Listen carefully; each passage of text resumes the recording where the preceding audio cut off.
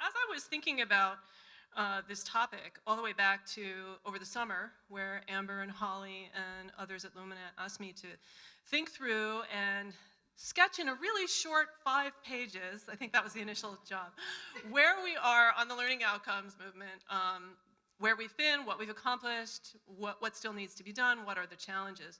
That turned into a little bit longer than 5 pages. That wasn't entirely my fault. But as I was thinking about that and working on that, and I know that I've worked with a lot of the people in this room, so there are an awful lot of people in this room who know as well as I do or better where we are on these issues, and I'm very aware of that. I was both trying to summarize and also continuing to do some work that AAC&U has been doing with our member institutions on the ground, trying to make this really meaningful. And so I was thinking in preparation for tonight about that question and about what makes it so challenging. And Dwayne mentioned some of this too. Actually, what I'm going to say now resonates a lot with what you were saying and describing, especially this story about assuming certain things necessarily. So it reminded me of a story that many of you in this room have probably already heard. So you're probably familiar with the wonderful commencement address that David Foster Wallace gave about 10 years ago at Kenyon. If you're not familiar with it, just Google it. It pops right up because it's one of the best commencement speeches ever. And he starts it with a little story, and it's about fish. So there are these 2 fish swimming along the ocean. Do-do-do-do-do. Older fish comes the other direction, swimming towards them. Swims past, says, "Hey boys, how's the water?" Keeps swimming along. 2 fish swimming along. One looks to the other.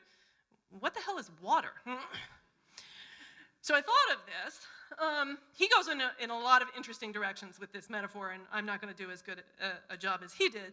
But what he said was sometimes the most obvious, important, ubiquitous realities are often the ones that are hardest to see and to talk about. And I think about that when I think about going onto a campus and trying to work with people about learning. Because the faculty and the students, in some ways, we're like swimming in learning. We think we are. That's why we're there. That's the whole job. So when you ask people to then step back and say, well, wait a minute, are they learning? What are they learning? Are they learning the things that you wanted them to learn? It's not an easy task because it is sort of partly like the water. The other thing that we face is that doesn't work, but that's okay.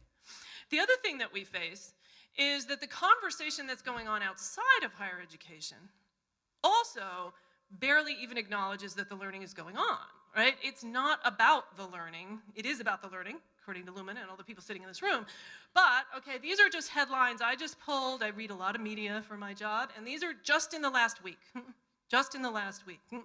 If you try to keep track of what people are saying about higher education and you go through it, occasionally there'll be something about learning, but almost never. It's almost always about a bunch of other things, which also have implicit in them what you were talking about. I mean, the learning has to stand behind all of this, but it's not mentioned, it's not stated. So, where are we then, if that's the context in which we're working? Well, the truth of the matter is that the people in this room and a lot of other people have made enormous strides in trying to define what high-quality learning means. We have actually done a pretty good job of doing some of that defining. Many of you are involved in the LEAP initiative. The LEAP Essential Learning Outcomes was an attempt not just to name outcomes, but to try to elicit from those who were paying attention to the economy, those who were paying attention to society, and those who were educators, what were the most important outcomes, not just any old learning outcomes, but what really mattered. And then, of course, the degree qualifications profile took us one step further, a really, really important step, which was, okay, what does this actually look like in terms of what students need to do to demonstrate that they have the learning that that credential is going to signify. So, huge progress in both those places. We also have seen lots of progress in terms of getting individual institutions to at least try to define the water, to try to define what they're all about. Through a lot of hectoring on the part of AAC&U, the accreditors, NILOA, others, people are now defining their learning outcomes. We're up to 85%. AAC&U just released a couple weeks ago a survey of our chief academic officers at AAC&U member institutions. 85% have a common set of learning outcomes that they claim are the outcomes for all their students. roughly around the same, say they're assessing those learning outcomes, more often in departments than in general education. But all those numbers have gone up from the last time we did this survey in 2009. And I think the more important point is not just that they're defining them, but there is an enormous amount of stability and consensus, at least at the 30,000 feet level, about what the outcomes are. So the ones on this slide are just the ones that 75% or more of our members have on their own lists of learning outcomes for their students. There's a lot of commonality, there's a lot of consensus here. You have in your handout that I put on your chairs the fuller list of basically everyone's 2/3 and above. So it's really the consensus outcomes out there. The other thing that we know from a lot of research is that it's not just educators that have broad consensus across a lot of different kinds of institutions about what high quality really means. Actually, employers also have a similar set of outcomes. They overlap almost entirely with what we think are the most important learning outcomes. That's on the other side of this sheet. But the other thing that I think got a little short shrift, AAC&U did a survey of employers last year, but we also did a survey of students. And for a long time, we thought that the students were completely clueless about this stuff. They're not. They actually, when we asked them what are the most important learning outcomes for success in life and success in your workplace in particular, they came up with the same outcomes. So again, at the 30,000 feet, we're very much in agreement. So, okay, so can we all go home now? We're there, right? So what's the problem, right? We are in agreement, we have these outcomes, they define what quality means, what's the problem? Well, I think the bigger problem is not defining them. The bigger problem is getting more students to actually get these learning outcomes at a higher level. That's the message that I drew from Tony's work. It's that we need more students to have these outcomes, and we need them to have these outcomes at higher levels. The other big problem, of course, is that too many students are not getting to the finish line at all, so they're not even getting the opportunity to develop the outcomes at the levels they need. And unfortunately, even the ones who are getting to the finish line are graduating without the level of outcome they need and the breadth of outcomes that they need. So I just want to say that from where I sit in terms of the work we have to do today, given the consensus, it seems like a moment where we could bring together educators, employers, and policymakers to try to bring all of these initiatives in one space to work towards more graduates, more learning, and more efficiency. And I'm not going to say a whole lot about the efficiency question, since that's a whole other bowl of wax, but it seemed important in this environment because of the slide and the headlines that I mentioned earlier. So I want to end by just saying what I see as what is the work left to be done? Why are we not making more progress on all this? If we define the outcomes, if we're all saying the same thing, what's taking us so long? What is the problem? And this is based, again, on working just recently on a couple of other campuses in the last couple of weeks. When you go, and George knows this and others, when you're actually on a campus, you get right down to the level of, this is very hard to do well in a way that generates the kind of data that you would need to make change. So there's 5 issues that I've identified. You could probably come up with some more. It's not that we're not defining outcomes. It's how well we're defining, operationalizing, and mapping the outcomes. It's how we're designing the curriculum to advance the outcomes, and how students are actually making their way through the curriculum. We have to close the gaps that Peter Ewell rightly has reminded me in the last week between the 3 different curricula that on any campus exist. The curriculum that's in the catalog, the curriculum that the faculty are actually teaching, and the curriculum that the students are actually experiencing. And the gaps between those 3 things are too big. We also are still not communicating about the outcomes well enough, both internally and externally. We are collecting a ton of data, a ton of data. There is a ton of work going on out there collecting assessment data. But how we're collecting it, on which students, and how we're using it is potentially not where it needs to be. I think the most important point about all this in terms of the work going forward is every single one of these things has faculty at the very center of it. If faculty are not really deeply engaged with this and think this is worth doing, then none of these issues are going to get resolved. So in terms of defining, operationalizing, and mapping the outcomes, no one's better at articulating this particular point than my friend Paul Gaston. So this is a quote from an essay that he and I are writing together for Liberal Education, should be out in about a month. But as he talks about it, when you go and you actually look at how schools are defining outcomes, unfortunately they're often, as he puts it, abstract, aspirational, predictably vague, and signally forgettable. So that's not really a recipe for getting much done with them. Okay, and then how do we design the curriculum, and what are the messages the curriculum sends? So this is a little bit unfair of me, I have to admit, since I picked the absolute worst possible visual. But unfortunately, there are this is an actual catalog page from a community college, and this is the general education program, which is to select 12 courses from this list of 300. We know that this is on the far edge.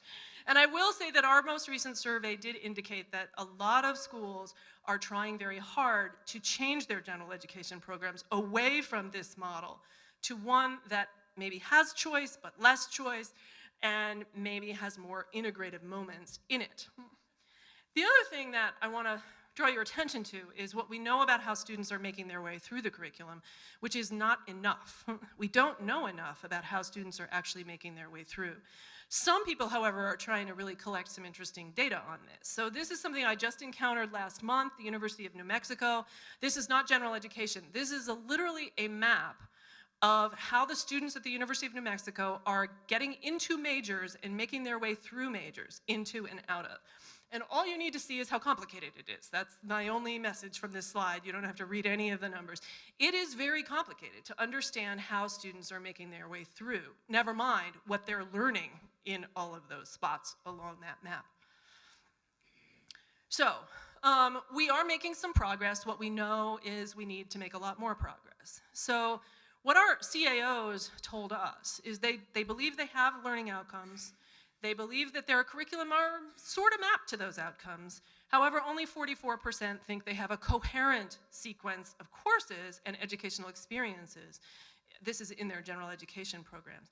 And in terms of guided learning pathways, only about 29% report that they believe they have structured pathways to develop the proficiencies in key areas. The other thing, I'm not going to say much about equity since we're going to have a separate presentation on that, but in terms of the data we're collecting, we also know that everybody's collecting data on graduation rates and retention. We have to do that. And fairly high percentages, the yellow bars, are the institutions that report they are disaggregating their data by either income or race and ethnicity or parental level of education. Fair number are disaggregating graduation rates and retention rates, but 70% are trying to track achievement of learning outcomes in some way or other, but only 17% are actually disaggregating the data. And that seems to me an area where a lot of work needs to be done. Finally, and this is, I think, my most important point, I think we have to listen carefully to the critics, and I think we have to listen very carefully to how faculty are, especially the faculty who are really trying to do this well, are encountering the learning outcomes assessment movement. So there was a really interesting piece in the Chronicle over the summer, this is a quote from it, with a faculty member who was saying, you know, I mean, you forced me to put outcomes on my syllabus, we're collecting a bunch of data, I'm just not sure it's really making our colleges better. And it was one of these articles that was unusual in that it generated a huge number of comments, I think about 100, and many of them were actually really useful. That almost never happens, but it was actually a really useful thing to read all of the comments. And I want to read one comment from a physics professor who said the following: "The problem is that the real goals that we have for students in our programs generally take many courses to achieve. I don't know that any one physics class will make my students all that much better at applying fundamental principles and quantitative methods to make predictions about the physical world. However, I also observe that by the end of 4 years, or realistically 5 or 6, most of the physics majors have some reasonable competence at that. No doubt similar things can be said for the intellectual skills that people in other disciplines are trying to help their students develop. My observation is that most students only sort of get it the first time, but do better at it after using it in subsequent classes or seeing other examples of it in a subsequent class. It's the repeated exposure that really seems to matter." That I see as sort of the crux of the real problem on the campus, when you go to a campus and you're doing assessment in these little pockets, if we're not bringing faculty together, we're not going to get there. Finally, my conclusion about some of where we need to go, we're only going to have true cultures of assessment when we tackle that problem. We at AAC&U talk about moving from a mindset of my work in my course to our work in our curriculum. And the final thing I will say is that we simply have to bring together, as Dwayne said at the beginning, our focus on getting students through with our focus on ensuring they're learning along the way. Those two things are related, and the projects working on them are not integrated enough. Final thing, I will say that changing the curriculum is one thing, mapping your students is another, assessing is a third. Changing cultures and mindsets, way, way harder. And for me, I think that's part of the, like, we're swimming in the water, or we just assume a whole lot of stuff about our cultures. And that's going to take more time to really change cultures and mindsets. Thank you.